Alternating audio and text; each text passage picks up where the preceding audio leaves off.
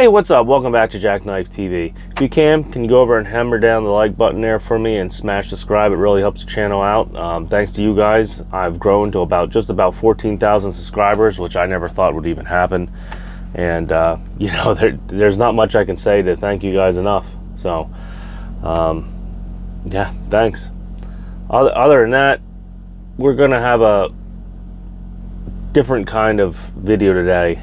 I think I'm just going to go over things I've done in trucking and try to explain, you know, maybe the pitfalls of trucking altogether, such as, like, for instance, right now I'm doing reefer trucking and I'm stuck in a door again for that. We're going on four and a half hours now.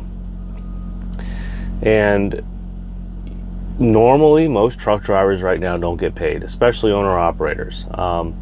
They may get, you know, some detention time. There are some companies that don't pay any detention time. There's some brokers and direct customers that don't pay any detention time. And when I refer to detention time here, for people that may not be, you know, versed in the trucking terms, detention time is pretty much the time that you're sitting at the door at the receiver or shipper, getting loaded or unloaded. And usually within the contract, either, like I said, either employee contract or contract with a broker or whatnot, there's some sort of agreement on, you know, how many hours you're going to sit in the door before you start being paid. And usually it's about 2 hours. So I am being paid right now. But if I sit here and think, there are so many things I could be doing right now that could generate more profit than just sitting here at, you know, being paid $40 an hour in the door. Things like this does not happen in other industries. There's, you know, it's kind of unique to the trucking industry. All right, basically being asked to give up 2 hours for free to sit in the door and wait to get loaded or unloaded. And or maybe even longer than that. I've had brokers that don't want to pay detention at all. You have to fight them tooth and nail. I've had direct customers that write in their contract that says they do not pay detention time, and you just have to negotiate and hope that they'll add it in and that they'll pay you. It's kind of ridiculous, to be honest with you. Landscapers don't have this problem. Contractors don't have this problem. To be honest, a lot of times if you hold up your contractor, you know, your handyman or whatnot, you're going to be paying them extra money. This is the only industry where hurry up and wait is kind of like, you know, premised, you know, or assume that you're okay with it, that you're okay with sitting here not being paid for your time, literally wasting your life away, because that's basically what I feel like I'm doing right now, waiting in the door. And it hasn't been that bad here lately. Since I've gotten on with Tyson, I've usually get in and out of the door within 3 hours, like 4 hours tops. But lately, it seems like every load I do here lately has been having, well, one, more rejections. And when I mean rejections, I mean entire pallets. And two, longer unload times, especially at a lot of these larger shippers that are either food distribution warehouses, CNS Foods, Cisco, who's the other one, like Reinhardt, UNFI, yeah, we ain't gonna get into that. The UNFI there in Allentown, or Schnecksville, it really is. Heck, even Aldi, I've had problems with over there in Sucon Valley, and it just seems like in the last we'll say 2 months, it's gotten worse, progressively worse. And I don't know if it's just they're short staffed now, or I imagine the rejections are just, you know, them trying to get better deals on shipping costs and then rejecting product as it comes in. And it hasn't been rejections for like really damages or anything, but they come up with, you know, they come up with things. We didn't order this. It's a lot of times it is for damages, and it's like one box has a little dimple in it or nick, and they just been rejecting the whole entire pallet. Broken pallets, anything they can find here lately. And it's just like I said, in trucking, you're going to have your time wasted and most likely not get paid for it. And what really sucks is they just had that bill, or they've had that bill pushed through Congress, which I thought was going to include overtime for truckers. Me personally, I knew I wasn't going to see it, but I at least wanted the bill to pass for at least some, I don't know what you want to call the word, but some kind of closure, I guess you could say. Closure on the whole guys working W-2 jobs, you know, and not being paid for their detention time. You know, if you're paid by the mile, usually you don't get paid detention time. In fact, I've seen some job postings or whatnot where they don't pay detention time even though you're hourly pay. They only pay you for not on duty time, but driving time. So right there, in my opinion, the whole industry, when it comes to pay and things like that, there needs to be an overhaul. It's getting a little ridiculous. Into 2024, with the way inflation is right now and the cost of everything, to still be paying guys separately, compared to, when I mean separately compared to the rest of the workforce. You know, the laws and regulations that govern that workforce, it's totally ridiculous. Basically, we're the short man on the totem pole. We're the, if you want to call it, I'm almost going to say we're basically enslaved at that point. We're no better than some of these foreign drivers. Unfortunately, the foreign drivers that come over here, they really get taken advantage of when it comes to trucking, because they just don't know. They don't know any better, and they get paid really terrible wages. I've heard some drivers from some Chicago carriers making anywhere from 30 to 45 cents a mile now in 2024. It's utterly ridiculous. Let alone not being offered like health insurance and things like that, 401k. It's like I said, it's almost like this is a slave industry per se, and it's you know, things have to change. Like right now, I'm just sitting here thinking of anything I could be doing that would generate, you know, profit for myself. Could I be online doing something? You know, maybe if I wasn't in this industry, what would I be doing with my time right now? Like, let's say I was in landscaping or construction or something. The amount of money that owner-operators leave on the table while we're sitting here waiting. Now, I'm not saying all owner-operators. Like I said, there are some companies that do get detention time paid to them and demand it. All right, and you can be one of those owner operators too, but in this market, it's so fierce with how low rates are and everything, that if you pretty much ask for it, or if you even hint to detention time, brokers, from what I've heard, are getting angry. They don't want to hear it. They don't want to talk about detention time. They don't want to talk about negotiating rates, because they don't have to. They can literally hang up the phone and some sucker, all right, is going to call and just take the load. And I don't know if that right now necessarily is an educated problem, like a problem with being educated in the industry, or if that's just the way it is right now because people are so desperate. And I'm pretty sure it's probably a little bit of both right now, the desperation and lack of, you know, industry education. Man, they're banging around that other trailer next to me. But it just seems to be getting worse every year. It hasn't, well, every year, I guess, since the pandemic. it's gotten worse. So what, 2022, 2023, 2024, I should say the tail end of 2022.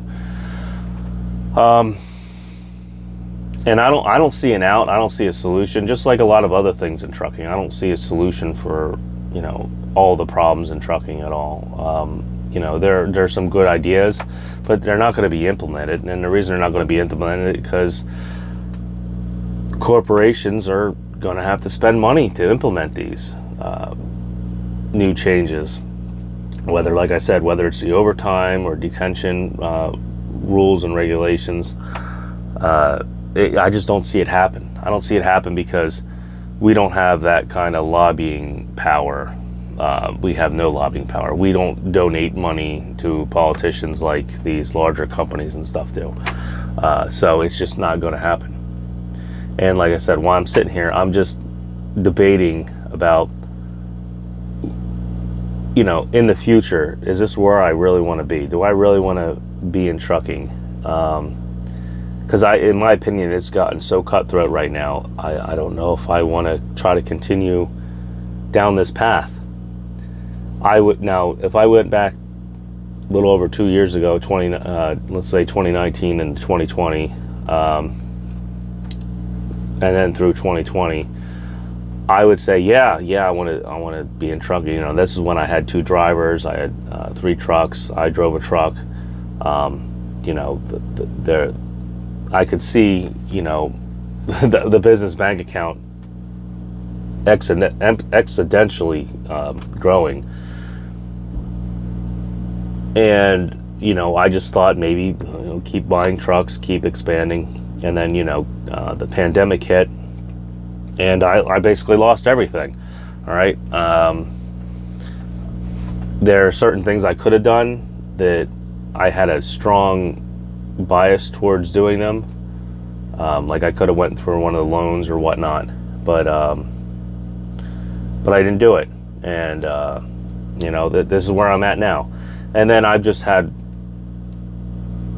I guess, one disaster after another disaster, and not having the money available, mostly because I'm still paying for the mistake of growing too fast, I guess you could say, the mistake of not seeing the pandemic coming, I guess, if you want to say that. You know, I never would have thought that we would have shut everything down as long as we did, and at least the direct customer I had, I would have never thought that they would have shut down as much as they had, just due to the fact of the nature of like utility work. It was utility pole work. All right, I delivered utility poles, and yeah, they pretty much like quarantined the utility companies. We couldn't get in or out. I don't know what they were doing for poles, but I guess they just weren't putting them up. So, you know, I had most of my business was based on that one customer, and it wouldn't have mattered anyway because, like I said, the pandemic changed everything. And looking forward right now, you know, all right now, as of right now, I'm in this truck for about another 3 years. All right, another 3 years I am in this truck, maybe less if I decide to start or have the ability to start making extra payments. But what I'm saying is, you know, for guys that are older or whatnot, or even just coming into this industry, what are your goals? What are you trying to do in trucking? Are you trying to pay debt down? If you have a short-term goal, and I mean short-term, I mean within like 3 to 5 years, all right? I mean, most people don't think that's short-term, but looking as I'm getting older now, you know, into my later 30s and into 40s here soon, 3 to 5 years is nothing. It is short term, all right?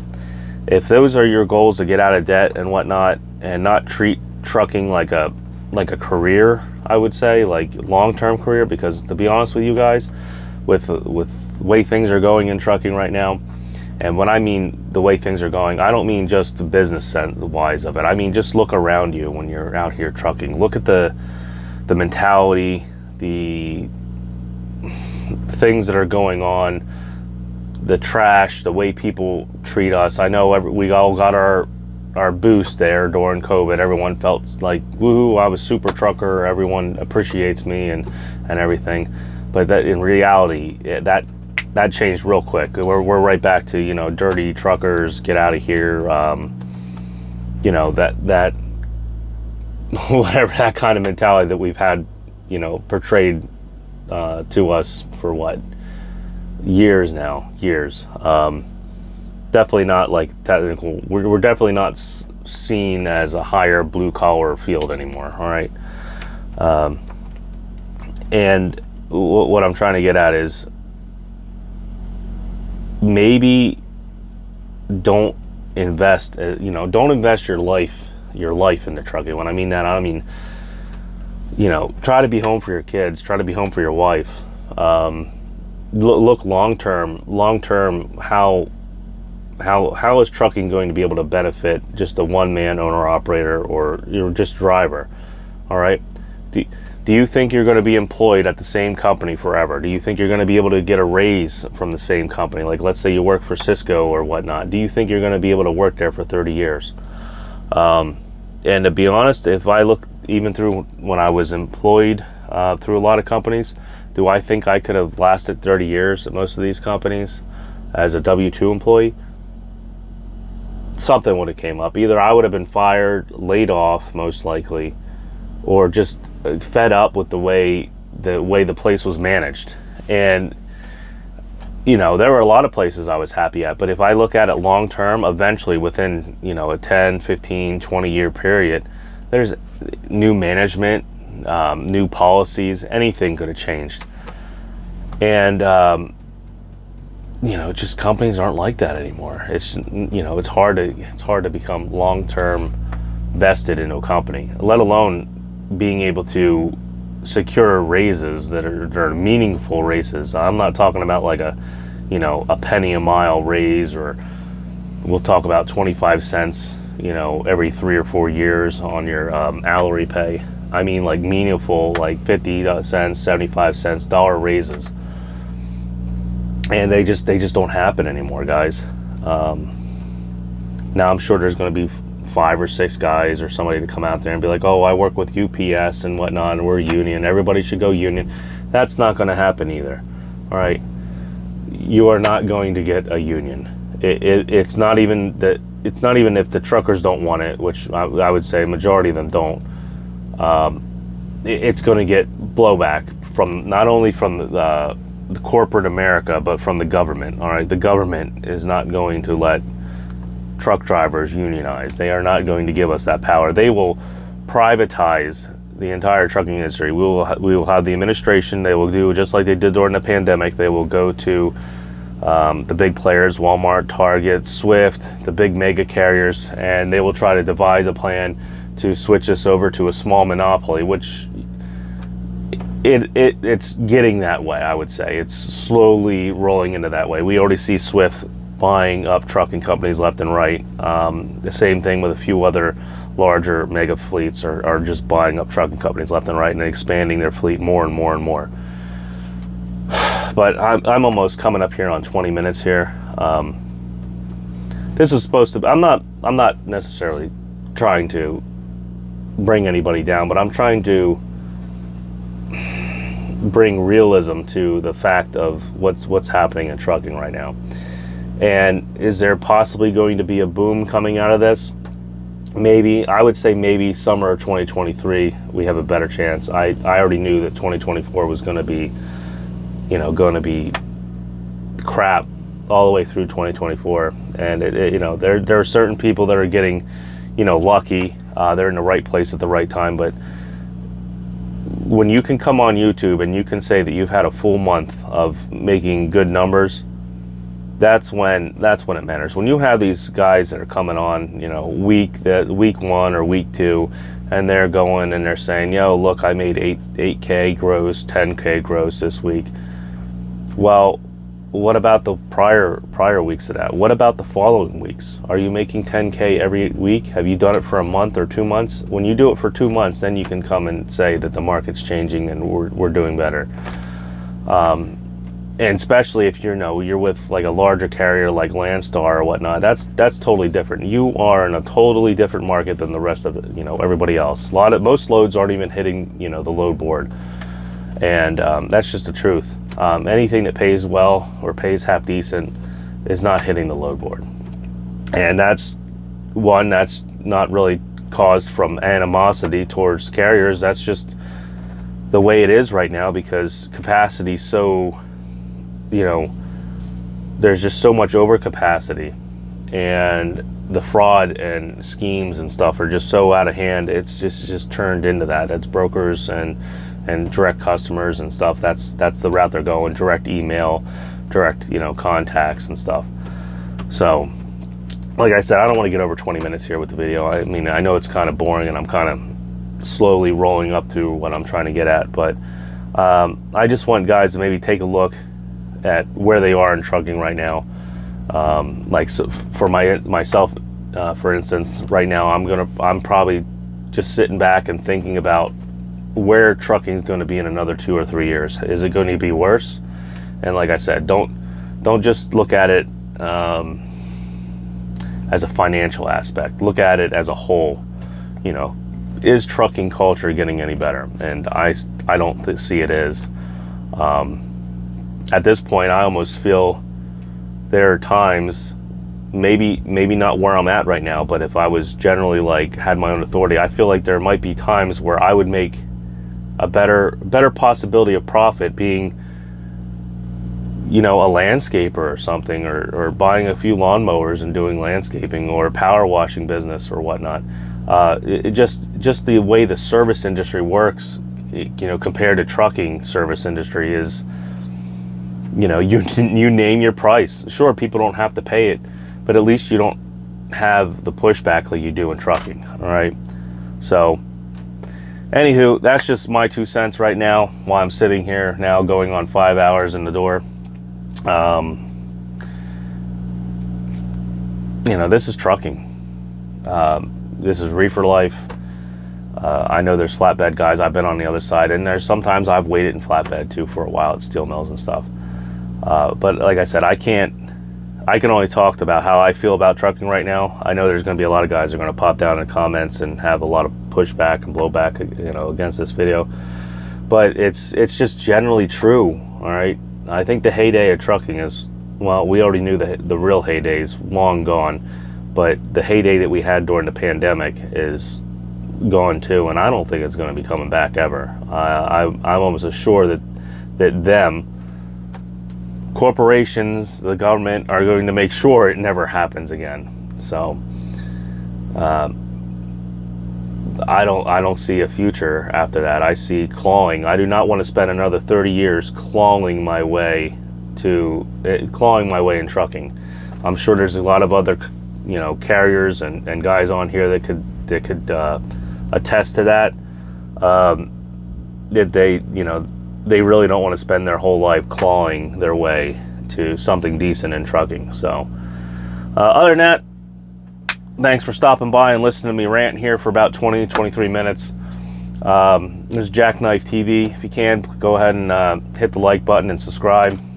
Helps the channel out again. All right. And I'm out of here, so I'm gonna wait some more fun. All right, Jackknife out.